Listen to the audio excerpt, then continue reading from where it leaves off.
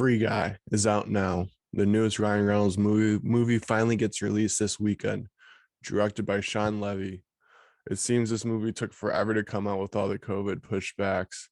I saw ad after ad for this movie for years. It felt like Free Guy, though, is a video game movie where the main character named Guy is an NPC, non-playable character, but then becomes sentient and is intelligent itself and aware of his surroundings.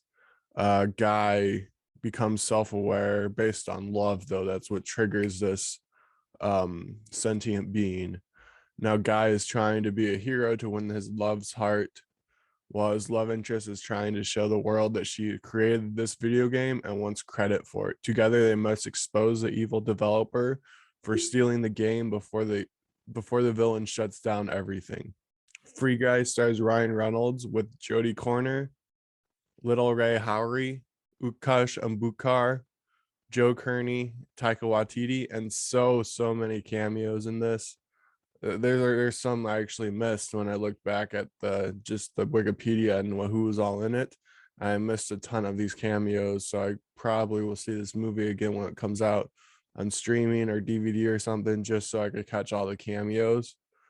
But notable cameos is Channing Tatum, Hugh Jackman, Tina Fey, John Krasinski, plus a few gamers and streamers show up in this movie who are popular on the internet. There's even a cameo by Alex Trebek, who's great to see in this and didn't expect to see him in any film since his passing.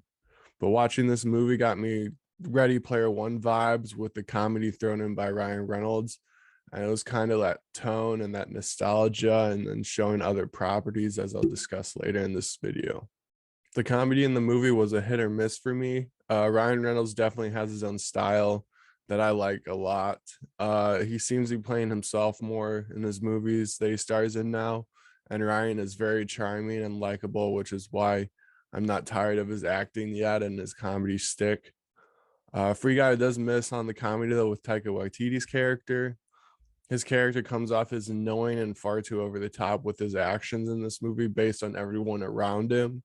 It seemed like he was in a different movie because of the tone was just way off, and he was just like being annoying and arrogant, and it wasn't working for me. But I'm sorry, Taika, you need to stick to your acting. You need to give this acting a break for a while.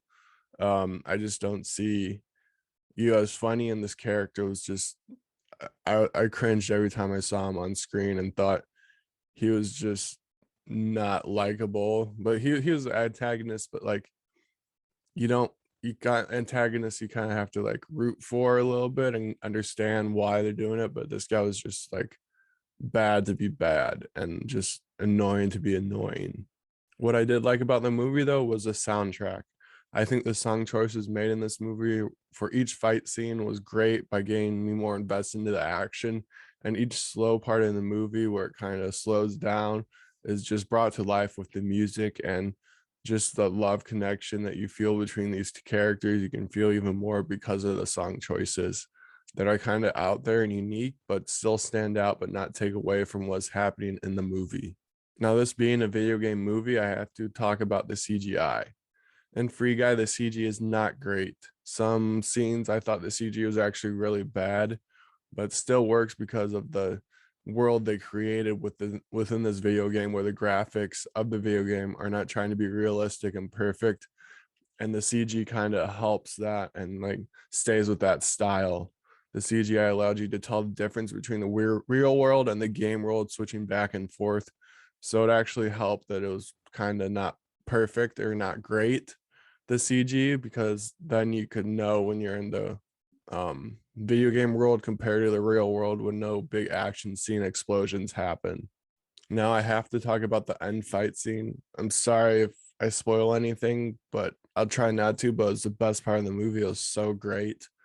The movie really leveraged all the Disney IP properties at the end, and then the iconic music from other movies they could use just made the fight scene even more better. It was just very dynamic, very alive. There's one shot where the whole audience cheered, and then the music from that movie set in, and it was a highlight of the movie for me, that moment. You really should go out and see this movie. Just not just for the end fight scene is the great part and why you should see it. And then just cheer with the audience and be happy, and it just brings a smile to your face. Because of how strongly this movie ended, I'm giving Free Guy a score of 82 out of 100. Do go out and see this movie. It's a great time. Ryan Reynolds is killing it this year with movies, first with Hitman's Wife's Bodyguard and now Free Guy.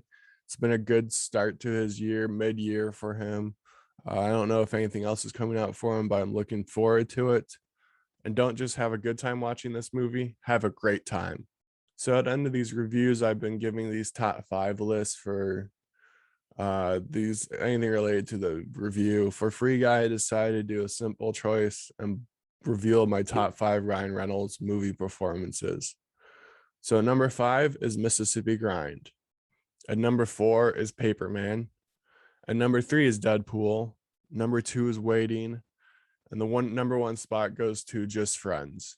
It is one of my favorite romantic comedies, and I watch it at least once a year. But let me know what you think of Free Guy in the comments below, and your top 5 Ryan Reynolds movies as well.